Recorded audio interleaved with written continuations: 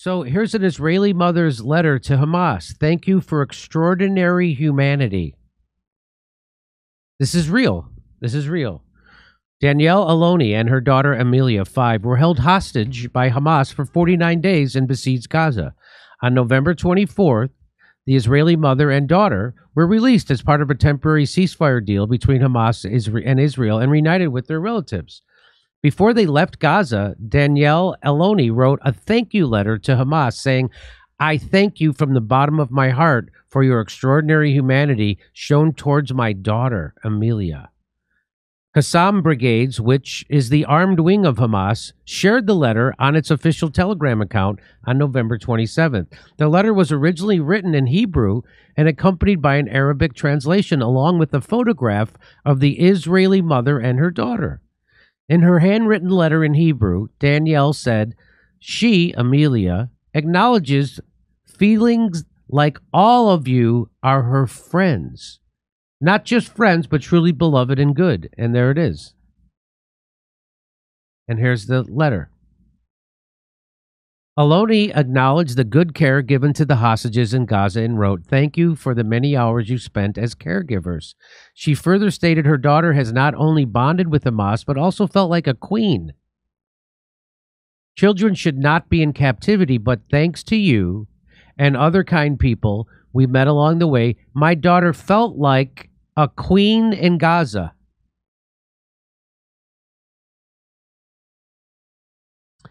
Aloni ended her letter with compassion for Hamas, stating, I will remember your kind behavior shown in spite of the difficult situation you faced and the severe losses you suffered here in Gaza. I wish in this world we could truly be good friends, she wrote, and added her well wishes to Gazans. I wish you all health and well-being, health and love to you and your family's children. Daniela and Amelia Aloni were among 24 Israeli hostages released by Hamas on November 24th. They were visiting Danielle's sister and her family at Kibbutz Nir Az in southern Israel before being taken hostage. An Israeli hostage turns around to give the Hamas soldier a handshake, unprompted. This man was keeping her hostage for over 2 weeks and allegedly raped and decapitated babies. She still gave him a handshake, unprovoked. Wow, Hamas really are sorcerers. So let's watch that. It's okay, let's go. It's okay, let's go. There she is. You go with this one. Shalom. Okay. You go with this.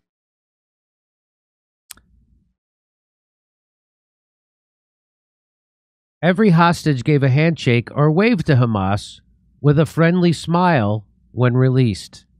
Why does the Israeli government forbid these people to talk to the press? Hamas' primary intention was to get some hostages or to swap. So the reason why they got those hostages, so they can swap them to get people who are hostage in Israeli prisons, a lot of them children.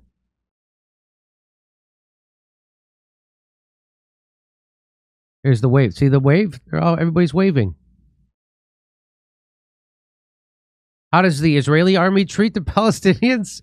Well, Israeli army beat us. Freed Palestinian boy narrates an ordeal in prison. Every week, they, the Israeli army, came to beat us. And they took all our clothes, bed coverings, and mattresses, says Osama Nayef Osoma, who has been freed after spending 5 months in an Israeli detention. That sounds... I don't have a hard time believing that. So again, this is not turning out good for Israel. I don't know what they think is how this is going to end up. But if you thought anti-Semitism was a problem before this, whoa boy. I'm surprised there hasn't been a world war over this already. I'm surprised that other Arab countries haven't just decided to go mental on Israel, because 95% of the protests around the world right now are pro-Palestinian and anti-Zionist. And Zionism is garbage. Zionism is akin to Nazism. We're doing live comedy shows in Oxnard, California, Venice, California, Palmdale, California, Omaha, Nebraska, Des Moines, Milwaukee, Lansing, Michigan, Bend, Oregon, Portland, Oregon, Seattle, Washington, and Boston. Plus, we're going to put a date in Edmonton, Canada, plus Vancouver. See ya. Go to jimmydore.com for a link for all those tickets.